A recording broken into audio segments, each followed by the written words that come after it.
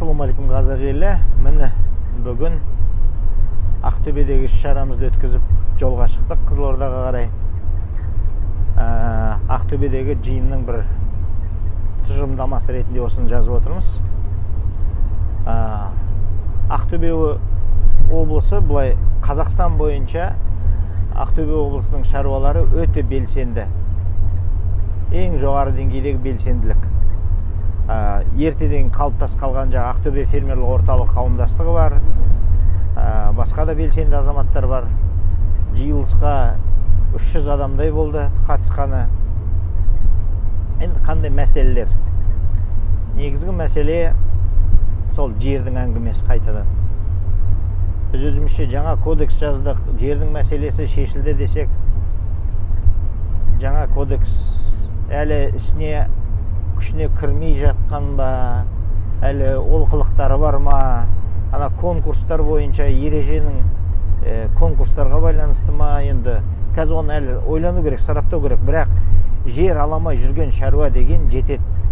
Әсіресе жас буын, жас балалар, қаладан ауылға келіп жатқандар, жер алып шаруашылықты бастауға құлшынып жатқандар, жаңағы біраз қалжыңдап қояды, аға Тойотадан түсіп тракторға отырайық десек, міне ыңғайы келмейді. Тойотамызды саттық, келдік, тракторды аламай жүрміз дейді. Утиль сбордың мәселесін қозғады. Бізде как раз жиналыс болып жатқан кезде ана Романскілер утиль сборды 50%-ға түсірдік деп хабарлама жасады. Содан жаңағы елден сол мезетте экспромтом сұрадым да пікірін. Утиль сборға келсесіздер ме 50%-ға алғанға деп едік. Жоқ деп бәрі бір ауыздан жағы қолдамады. 50%-ға түсіргенде агротехникаға 0 болу керек. Бәлігімді техникасын тозығы жеткен, қалталары көтермейді. Одан қалса Қазагрофинанс басқа да институттарға жағы жұмыстарына наразылық бар. Несие жағы. Одан кейін сүт шаруашылығы мен енді мынау кішкене белдеу шөбі шүйгін болғаннан кейін жағы сүт шаруашылығы жағы дамуына көптеген сұрақтар болды.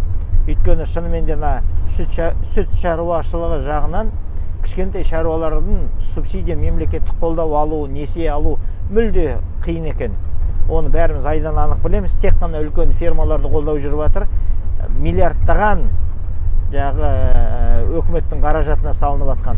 Ал кішкентай шаруашылықтарды қолдау жоқ. Одан кейін шаруалардың көбісі наразы министрдің жұмысына, министр Қарашөкеевтің. Өйткені барып кездескенде бір әңгіме, ал қазір Қарашөкеевтің шығарып жатқан ережесі, концепциясы, ол мүлде басқа әңгіме. Сондықтан бұл концепциямен шаруалар мүлде келіспейтінін айтты, және де министрдің отставкасын талап етті. Егер дұрыстап бере алмасаң, онда бар айналайын, рахмет деп. Ол барлық өңірде де осы әңгіме. Тағы не туралы әңгіме болды? Одан кейін шартты жер үлестері, сол туралы әңгіме болды. Родникова деген ауылда орталық ортасында жағы суармалы не бар екен, водоем бар екен, сол жерге елді қоршап алып малын суартпайды екен. Одан қалса сол ауылдың төңірегіндегі бүкіл жайылым жерді баяғы кезіндегі анау Иволга дейма, сол компаниядан қалған бір бітпей қалған әңгімелер бар екен, жер үлесіне байланысты. Бүкіл ауылдың тұрғындары жер үлесісіз қалып, бұны енді тиісті деңгейде жоғарыға көтеретін мәселе болып тұр. Жалпылама жағы 300 адамның 37 адамы сөйледі. Көп сұрақтар қордаланып қалған, әрине, оның бәрі бір күнде шешу мүмкін емес. Бірақ азаматтар, шаруалар Астанаға барамыз, Астанадағы құрылтайға қатысамыз, атсалысамыз деп отыр. Соның ішінде жылқы шаруашылығының дамуы, соның ішінде бір өкінішті жағдай. Ақтөбенің шаруалары қанша белсенді болғанмен де, мына аудан әкімдерінің жанындағы құрылған жер комиссиясына шаруаларды кіргізу жағы дұрыс қолға алынбапты. Ішін ара ғана. Кейбір аудан әкімдері оған қарсылық жасап жатқан сияқты ма? Енді облыс әкімінің орынбасары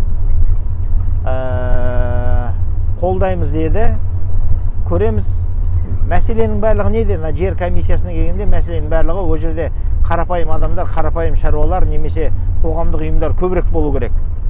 Сонда ғана жаңағы жер комиссиясында ашықтық болады. Сондай мәселелер болды. Енді жаңағы 37 адам дегеніміз әрбір адамда 3-4 сұрақтан, былай қарасаңыз 100-ден астам сұрақ. Соның барлығын енді жіктеп жинау керек, сараптау керек, Ақордаға ұсынуға дайындау керек. Сол, әне қазір жол үстіндеміз, көрсетіп қойсаң болады. Қандай тұман. Әне. Үстіп, Алла бұйыртса, сәтін солса, Қызылордаға жетсек, ертең Қызылордада кездесу. Одан кейін де жұмысты қорытындылаймыз, мән-жайды айтамыз.